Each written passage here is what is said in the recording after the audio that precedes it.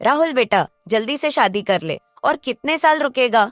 तेरी उम्र निकल जाएगी तो कोई तुझसे शादी भी नहीं करेगा। माँ, मेरी नजर में एक लड़की है, लेकिन वो अभी कॉलेज की पढ़ाई के लिए शहर गई है। कुछ ही महीनों में वापस आने वाली है। चलो, कोई लड़की तुझे पसंद आई, वरना हम तो पागल हो जाते। रितु, अमित, कहाँ हो सब? जल्दी आओ, एक खुशखबरी है। क्या हुआ माँ जी? रितु, राहुल को लड़की पसंद आ गई है। अरे वाह देवर जी, हमें भी बताइए कौन है वो खुशनसीब। शहर गई है वो पढ़ने। मुझे तो डर है कहीं वो जीन्स टॉप पहन के ना आ जाए अपने ससुराल में। पर माँ जी, आजकल तो यंग जनरेशन मॉडर्न होती ही है। देखिए, अगर संस्कार अच्छे हों तो चल जाएगा। हाँ माँ, वो बहुत अच्छी लड़की है, मैं उसे जानता हूँ। मुझे तो डर है कि कहीं घर को फेसबुक व्हाट्सएप का अड्डा न बना दे। नहीं नहीं, ऐसा कुछ नहीं होगा। फिर कुछ दिनों बाद काव्या शहर से वापस आती है और राहुल अपने भाई के साथ उससे मिलने जाता है। भाई, यह है मेरी लाइफ पार्टनर काव्या। कैसे हो? भाभी कैसी हैं? हाँ हाँ, सब ठीक है। घर आके मिल लो सबसे। हाँ हाँ, अब तो आना जाना लगा रहेगा। अच्छा राहुल, अभी मैं चलती हूँ, मुझे रात को पार्टी में जाना है। बाय। ये क्या है राहुल, ये तो तुझे नाम लेकर बुला रही है। माँ को पता चलेगा तो? अरे भैया, वो शहर से आई है ना, इसीलिए समझ जाएगी धीरे धीरे। सुना है, राहुल के लिए एक शहर वाली लड़की ढूंढ के लाए हैं। अरे भाई, ये आजकल की लड़कियां तो रोटी बनाना भी नहीं जानती। शादी के बाद फुल तमाशा देखने को मिलेगा। रितु, मुझे तो लगता है कि उसे घर का काम भी नहीं आता होगा। पता नहीं कैसी होगी मेरी छोटी बहू। माँ जी, शादी से पहले सब लड़कियां थोड़ी बिंदास होती है, शादी के बाद सब बदल जाता है। मुझे लगता है बदलने की जगह कहीं वो हम सबको न बदल दे। कुछ दिनों बाद काव्या और राहुल की शादी हो गई। राहुल बेटा, बहू कहाँ है? सुबह से दिखाई नहीं दी। माँ, वो सो रही है। मैंने उसे जगाने की कोशिश की, लेकिन वो उठ ही नहीं रही। बाप रे बाप, लगता है सुबह की शुरुआत हो गई। माँ जी छोड़ो ना, नई बहू है, सब सीख जाएगी। मम्मा, आज तो चाची नहीं आई हैं। वो हमें स्कूल छोड़ेंगी क्या? आपकी चाची अभी सो रही है बेटा, शादी के फंक्शन से थक गई होंगी। क्या हुआ, नई बहू दिखाई नहीं दे रही? बस यही फर्क होता है पुरानी और नई बहुओं में। बड़ी बहू सुबह सुबह तैयार होकर सब रेडी कर देती है और वो महारानी अभी तक सोई है। गुड मॉर्निंग फैमिली, मुझे ग्रीन टी चाहिए, लो शुगर। अरे बेटी, सुबह सुबह हम तो चाय और दूध पीते हैं। अरे माँ जी, चाय तो ओबेसिटी का बहाना है। मुझे तो हर्बल डिटॉक्स चाहिए, कल एक इन्फ्लुएंसर ने रिकमेंड किया था। क्या किया था? छोड़ो, आप नहीं समझोगे। जा बहू, इसे किचन दिखा दे, तेरा काम में कुछ मदद करेगी। काव्या, मैं तुम्हें किचन दिखाती हूँ, सब सामान किधर है, कैसे काम होता है। लेकिन भाभी, मुझे तो टोस्टिंग मशीन और एयर फ्रायर की आदत है। घर में तो बेसिक्स ही हैं। हाँ, यहाँ सबके घरों में ऐसे ही किचन है, पर आप टेंशन मत लो, धीरे धीरे सब सीख जाओगे। भाभी, आप कितनी सिंपल हो। मैं तो कुकिंग के बजाय व्लॉग बनाना पसंद करती हूँ। और हाँ, आप लोगों ने चैनल सब्सक्राइब किया कि नहीं? नहीं किया है तो चलो जल्दी से चैनल को सब्सक्राइब कर दो, ताकि हमारी नई वीडियो आप तक तुरंत पहुँच जाए।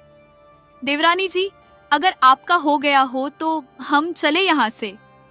फिर कुछ समय बाद जब बच्चे स्कूल से वापस आते हैं। चाची, मुझे ड्राइंग में मदद करो ना। ऑफ कोर्स पिंकी डार्लिंग, चलो तुम्हें आईपैड पर एक ड्राइंग ऐप दिखाती हूँ। स्कूल टीचर का तो काम इतना बोरिंग है, तुम आईपैड में ड्राइंग करो। बेटा, होमवर्क कॉपी में ही कंप्लीट करना है, टैबलेट से टीचर एक्सेप्ट नहीं करेगी। मम्मा, मम्मा, हमको तो चाची वाली ही ड्राइंग पसंद है, कितनी रंगीन है। देवरानी जी, आप यहाँ से जाइए, वरना बच्चों को मोबाइल की आदत लग जाएगी। क्या भाभी, आप तो ऐसे बोल रहे हो जैसे मैं आपके बच्चों को जानबूझकर बिगाड़ना चाहती हूँ। काव्या धीरे धीरे अपने रंग में आने लगी थी और जो भी उसे कुछ समझाने की कोशिश करता, वह उन्हें उल्टा जवाब दे देती। अरे वाह, नई बहू तो शादी के दूसरे ही दिन बाजार चली गई। ये सब देखकर रीटू बहू कहती होगी, ये कैसी देवरानी मिली है। बस देखना, घर में हंगामा होने वाला है। बहुत समय बीत गया, लेकिन काव्या बाजार से नहीं लौटी। रात होने को थी तभी काव्या घर आती है और सब उसके इंतजार में हॉल में ही बैठे थे। काव्या बेटी, शादी के बाद नई बहू की जिम्मेदारी होती है घर घर के रिवाज समझना। तू सिर्फ फोन शॉपिंग और फोटो खींचने में बिजी रहती है। माँ, आप टेंशन मत लीजिए। काव्या मॉडर्न है, लेकिन वो घर भी मैनेज कर लेगी। उसे थोड़ा समय लगेगा। हाँ माँ जी, आप देखिए, मैं मॉडर्न हूँ, मतलब लेजी नहीं। मैं अपने स्टाइल में सब करती हूँ। रहने दो सुमन, थोड़ा समय दो, उसे सब सीख जाएगी। चलो माँ जी, मैं आपके बालों में तेल लगा देती हूँ। बस रिटू, तुझे पे भरोसा है, वरना मुझे तो नई बहू की आदतें बिल्कुल अजीब लगती हैं। फिर कुछ दिनों तक ऐसा ही चलता रहा। फिर आया तीज का त्योहार। माँ जी, मैंने पूजा का थाल सजा दिया है। आपने कहा था कि प्रसाद में खीर और पूरी बनेगी, वो भी रेडी है। हेलो फॉलोअर्स, आज मैं अपने ससुराल के रूरल स्टाइल इवेंट शूट कर रही हूँ। कितना रिट्रो लग रहा है यार। रेट्रो? त्योहार को रेट्रो बोलती है? अरे पूजा में तो कम से कम साड़ी पहन लेती है। भगवान, इसे कितना भी समझाओ कोई मतलब नहीं होता। माँ जी, मुझे ये सब कपड़े बिल्कुल पसंद नहीं है और मेरी ऑडियंस को एथनिक फ्यूजन पसंद है। देखिए ना, ये कपड़े कितने जच रहे हैं मेरे ऊपर। यही नया ट्रेंड है। चाची तो फैशन शो बना रही हैं। हद है, लगता है इस बार का त्योहार बेकार जाएगा। पूजा के खत्म होने के कुछ ही देर बाद काव्या का ऑर्डर आ जाता है। अब ये क्या है काव्या? आज त्योहार है ना, तो हम सबके लिए मैंने होटल से खाना ऑर्डर किया था, तो बस वही है। ये आज हम बाहर का खाना खाएंगे। इसकी क्या जरूरत थी? बड़ी बहू ने पहले से ही ढेर सारे पकवान बना के रखे हैं। कोई बात नहीं, उसे बाहर कुत्तों को खिला दो, पुण्य मिलेगा। तभी आस पड़ोस के लोग भी आ जाते हैं। पर आज तो पूरा शाम होटल जैसा लग रहा है। पिज्जा, बर्गर, कोल्ड ड्रिंक, क्या बात है? हाँ, पर ये घर का संस्कार किधर गया?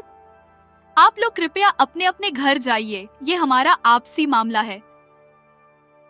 अब बस हो गया काव्या, हमने तुम्हें बदलने के लिए इतना समय दिया, लेकिन तुम अपनी ही जिद में अड़ी हो।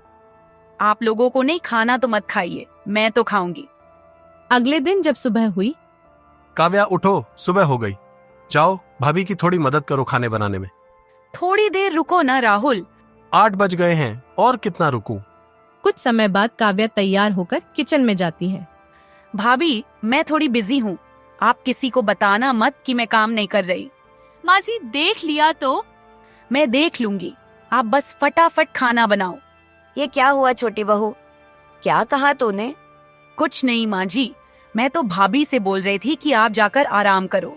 आज सारा खाना मैं अकेले बनाऊंगी, लेकिन भाभी मान ही नहीं रही हैं। ओह अच्छा, ये बात है, रहने दो।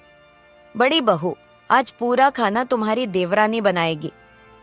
अरे नहीं नहीं, मैं मजाक कर रही थी। हम साथ में बनाएंगे तो जल्दी होगा। आप जाइए, आराम कीजिए। कुछ दिनों तक काव्या ऐसे ही रितु के भोलेपन का फायदा उठाती रही। और फिर एक दिन जब रितु की तबीयत खराब हो गई।